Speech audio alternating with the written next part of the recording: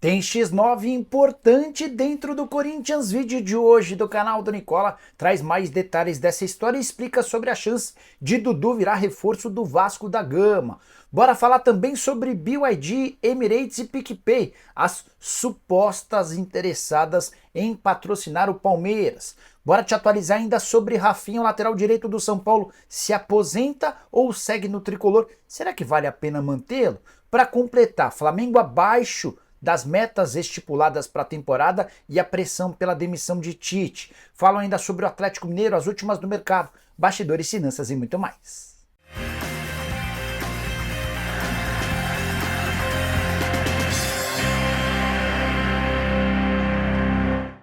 Fala aí pessoal, sou Jorge Nicola, bem-vindos a mais um vídeo do canal, sempre bom ter vocês por aqui, sem perder tempo só pedir para deixar like, se inscrever no canal, ativar todas as notificações e contar que todo esse conteúdo é um oferecimento de aposta ganha, o único site que te dá R$5 para você fazer sua primeira aposta. Para participar é só pegar o link que está no comentário fixo, se cadastrar e automaticamente os R$5 já aparecem. Estou mostrando na tela a dupla que eu estou fazendo para esse sábado. Imagina a vitória do Palmeiras contra o Atlético Mineiro e do Botafogo contra o Grêmio. A soma desses dois resultados numa mesma aposta está pagando mais de R$2,40 para cada real apostado. Se você quiser uma outra sugestão, tem ainda nesse sábado o jogo do Santos contra o Operário. O Santos é favorito, jogo na Vila. Já no domingo, dois grandes confrontos, São Paulo e Corinthians em Brasília, além de Flamengo e Atlético Paranaense. O Flamengo precisando da vitória. Vou do empate no Clássico Paulista e de vitória do Flamengo contra o Atlético Paranaense. Para completar, só lembrar, link no comentário fixo, clica, faz seu cadastro, automaticamente depois do cadastro você já tem os R$5 para sua primeira aposta. Combinado? Bora contar nesse início de vídeo que a Portuguesa faz jogo de vida ou morte nesse sábado 18 horas em Votuporanga. A Luz enfrenta o Votuporanguense e precisa de pelo menos um empate para passar para a final da Copa Paulista, o torneio que a Luz já joga para ser campeão e escolher o direito de disputar a Copa do Brasil do ano que vem. No jogo de ida no Canindé, a Portuguesa venceu por 1-0 com gol do Cristiano. O empate resolve se a Lusa perder por um gol de diferença. A decisão vai para pênaltis e o único desfalque da Portuguesa é o zagueiro Glauco, que havia saído machucado no jogo de ida. Bora falar agora sobre o Clube Atlético Mineiro. Você sabia que o Galo bateu seu recorde de receita jogando dentro da Arena MRV? Foi na última quarta-feira, na vitória por 2-0 contra o Fluminense. Para um público superior a 40 mil pessoas, foram 43.659 torcedores. Uma renda bruta de R$3.700.000. Como o Atlético tem conseguido equacionar as suas despesas, sobraram para os cofres do Galo R$3.036.000. Nunca na história da Arena MRV o Atlético havia conseguido uma receita líquida, tirando todos os descontos, superior a R$3 milhões. E olha que nesse número eu nem estou incluindo estacionamento, bebidas e alimentação. O lucro foi ainda maior. O recorde até então pertencia ao jogo do São Paulo contra o Atlético, o jogo do Galo contra o São Paulo, válido pelas quartas de final da Copa do Brasil, com R$200 mil a menos de receita líquida. Só para completar, importante contar que o Galo já tem, na temporada atual, R$38,5 milhões de receita com ingressos, que mostra o potencial da Arena MRV dentro desse clube super importante. Saideira em relação ao Galo, essa notícia já não é das melhores. O Bernard passou por exames médicos que constataram uma ruptura do ligamento colateral do joelho direito. Nesse primeiro momento, o Atlético descarta a cirurgia, tratamento conservador, mas sem data para retorno.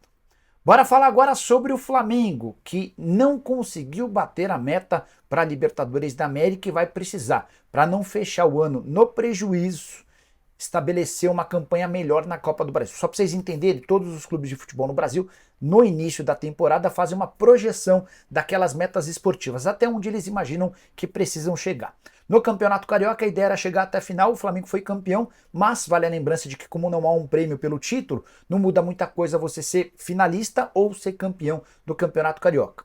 Já em relação às Copas, o objetivo era chegar às semifinais. Tanto na Copa do Brasil quanto na Libertadores, o Flamengo consegue bater a meta na Copa do Brasil, enfrenta o Corinthians a partir da próxima semana, na semifinal do torneio. Na Libertadores, a queda para o Peñarol fez com que o Flamengo ficasse em defasagem na Libertadores. E aí, a perda é considerável. Somente com o prêmio pela chegada à semifinal, o Flamengo já deixa de faturar 12 milhões e meio de reais. A gente pode somar pelo menos mais 4 milhões de reais de renda líquida, imaginando um jogo de semifinal com o Maracanã absolutamente abarrotado. A última meta do Flamengo para a temporada de 2024 é um vice-campeonato brasileiro, algo que hoje também parece complicado.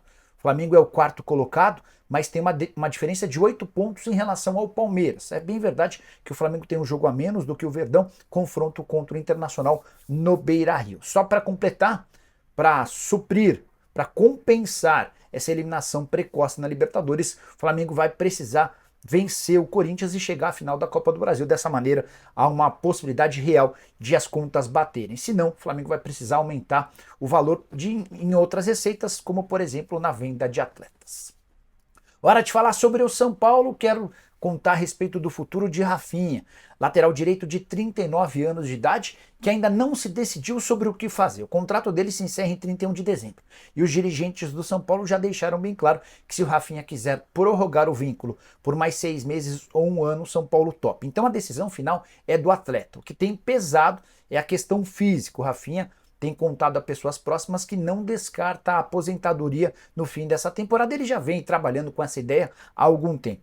No ano passado, inclusive, ele cogitava se aposentar na metade desse ano. Nessa temporada, o Rafinha tem conseguido jogar pouco. Foram só 17 partidas, nenhum gol e nenhuma assistência.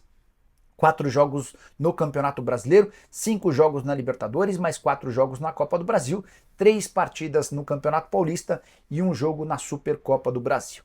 Quero emitir a minha opinião sobre a presença do Rafinha. Embora os dirigentes do São Paulo digam que ele é um excelente líder e que faz muito bem no dia a dia do clube, eu considero a manutenção do Rafinha como um erro. Alguém que não consegue jogar em bom nível quando se coloca à disposição e que custa caro. Por mais que ele tenha um repertório bacana, seja um líder positivo, custa muito caro para ser apenas um líder, e eu, na condição de dirigente do São Paulo, proporia algo diferente para o Rafinha, fora dos campos, para ajudar de outra maneira. Você pensa o quê sobre o lateral direito do São Paulo? Já usa o espaço para comentário para deixar sua opinião, beleza? Hora de falar sobre o Palmeiras e explicar o que há de verdade nas especulações envolvendo BYD, Emirates e PicPay como possíveis patrocinadoras master do Palmeiras para 2025.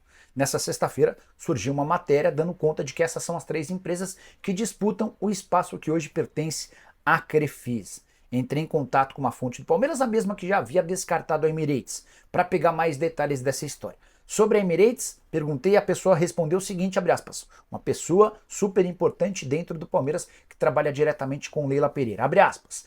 A cada semana surge uma cascata. A dessa é a Emirates. Mas veja quantos voos a Emirates opera no Brasil e avalie se faz sentido patrocinar um clube de futebol daqui, fecha aspas, respondeu essa fonte ao Vivete. Fui checar e posso contar que nesse momento a Emirates opera com apenas 4 voos semanais do Brasil em relação a Dubai.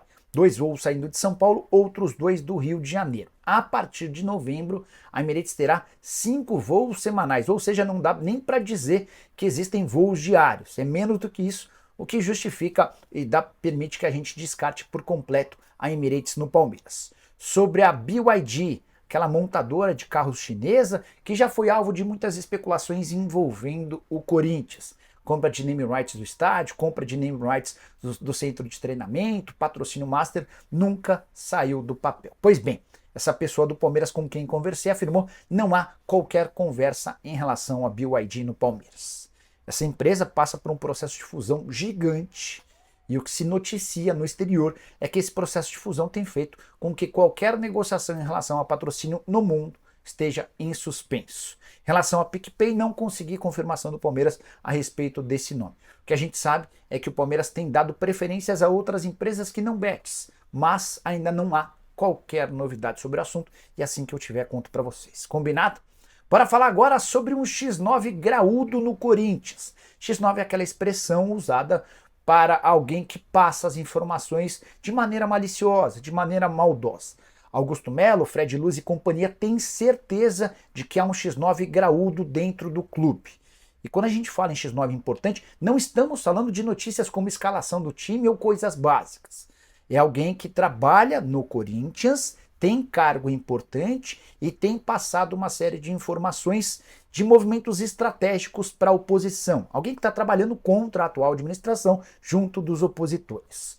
Essa certeza sobre a presença de um informante, de um X9, se deu recentemente quando a oposição começou a noticiar a intenção do Corinthians em montar uma SAF dentro do clube. SAF é a Sociedade Anônima do Futebol, você já deve ter certamente acompanhado em outros times. Nunca Augusto, Fred Luz e companhia cogitaram tal possibilidade. O que eles hoje trabalham é em cima de uma estratégia para reduzir a dívida do Corinthians, que causa um impacto extremamente negativo. Você sabia que o Corinthians paga apenas com juros por ano 300 milhões de reais? O que significa isso? A dívida é tão alta que os juros dela por temporada, para que o Corinthians não tenha essa dívida aumentada, apenas com juros são 300 milhões de reais. Se você dividir por 13, 12 meses, mais a inclusão do 13º, dá para dizer que apenas com juros o Corinthians gasta 23 milhões de reais por mês. Daria para montar uma baita folha salarial de um dos melhores times do país. Hoje, só a título de curiosidade, o Flamengo é dono da maior folha salarial, 35 milhões de reais. Depois aparecem Corinthians, Palmeiras e Botafogo gastando algo na casa dos 26 milhões de reais. O Corinthians poderia praticamente dobrar sua folha se não gastasse tudo isso com juros. Importante completar em relação ao X9, os dirigentes corintianos têm tentado buscar quem é que está vazando essas notícias, quem é que está trabalhando e jogando contra. Hoje as suspeitas recaem em relação ao departamento jurídico e existe a suspeita de alguém importante dentro do departamento jurídico trabalhando de maneira contrária ao clube. Qualquer outra atualização sobre o tema e eu volto a contar para vocês, tá bom? A última sobre o Corinthians, Timão anunciou a renovação do contrato do volante Rian, atleta revelado na base, novo vínculo só se encerra em 2028. Bora fechar o vídeo para falar sobre Dudu. O que há de verdade na possibilidade de o atacante do Palmeiras virar reforço do Vasco da Gama. Cruz Maltino tem sido envolvido em várias especulações. Já falaram em Marcos Rocha, em Sérgio Ramos e agora em relação ao atacante do Palmeiras, cujo contrato se encerra em dezembro de 25, mas já é certo que ele não fica para a próxima temporada. Leila Pereira, Abel Ferreira não contam com o jogador. Fui checar antes de gravar esse vídeo com um dirigente importante do departamento de futebol do Vasco se existe a intenção de contratá-lo.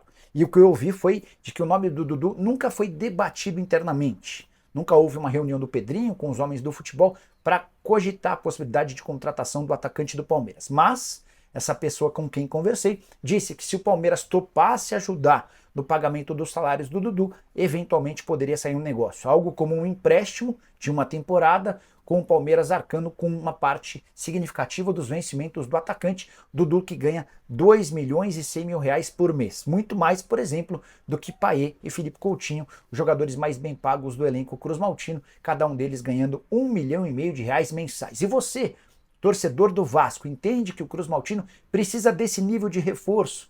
É a favor da chegada do Dudu? Já usa o espaço para comentário. Só não me esquece de deixar like, de se inscrever no canal. A gente se encontra mais tarde, sempre com notícias importantes por aqui. Tchau!